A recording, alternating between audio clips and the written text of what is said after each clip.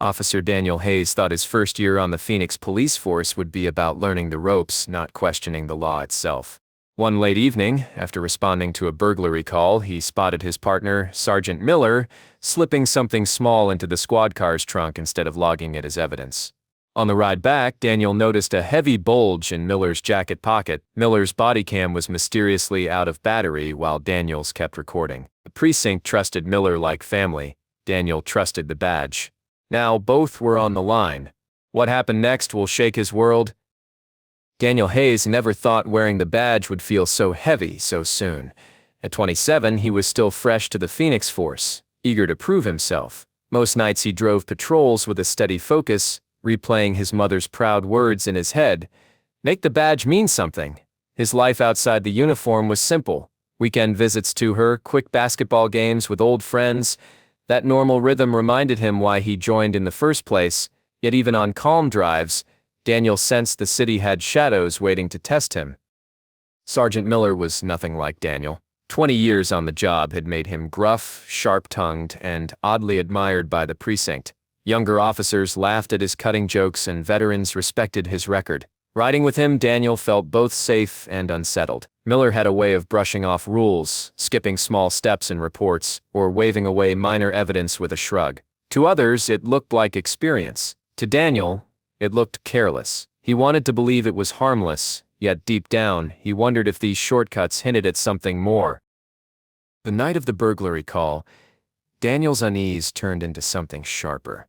While Miller checked the scene, Daniel secured the perimeter.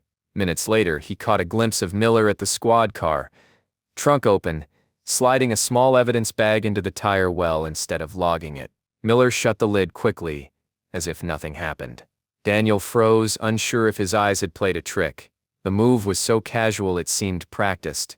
For the first time, Daniel questioned whether his partner's shortcuts were just habits, or something far darker hiding behind the badge.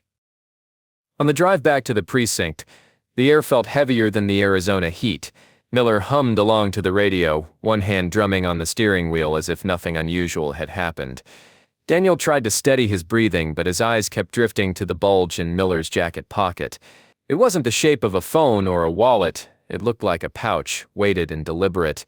He thought about asking, but the words stuck in his throat. If he was wrong, he'd look like a fool. If he was right, the truth was dangerous. Back at the precinct, Miller leaned against the lockers with a smirk, eyeing Daniel like a teacher watching a nervous student. In a low voice, he told him not to get too worked up about little mistakes. Rookies who made noise didn't last long, he added, almost casually. Daniel nodded, but the words stung.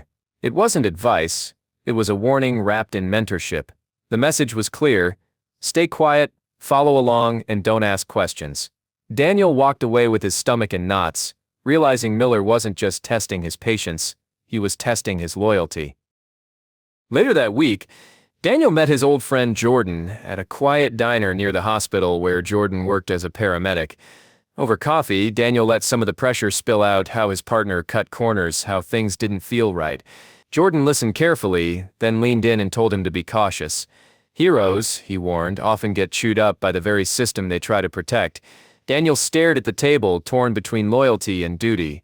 Jordan's words echoed in his head long after they left. Doing the right thing might come with a price. That night, Daniel sat alone in his apartment, replaying his body cam footage.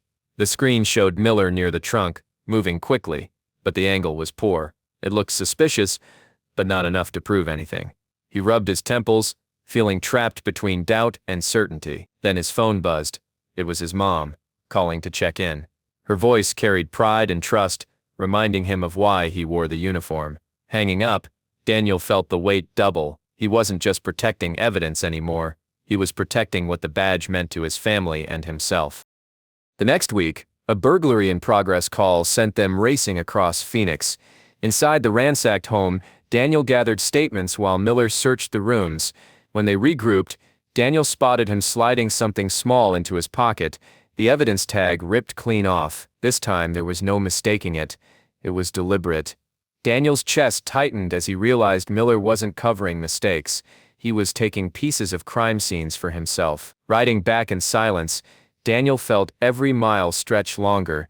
the squad car no longer a safe place but a cage with a secret he couldn't ignore. After the call, Miller stopped at a corner cafe and bought Daniel a coffee, sliding it across the table with a grin. He talked about his early days on the force, the mistakes he'd made, the lessons he'd learned. For a moment, it felt almost fatherly, like he was mentoring Daniel. The tension in Daniel's chest eased, until his eyes caught the outline of that same pouch pressing against Miller's jacket. The calm was an act, a cover for something darker. The sweetness of the coffee turned bitter as Daniel realized he was being lulled into silence. Back at the precinct, Daniel waited until Miller stepped out, then slipped to the squad car. With shaking hands, he lifted the trunk liner above the spare tire. What he found stopped him cold. Dozens of small bags lay hidden.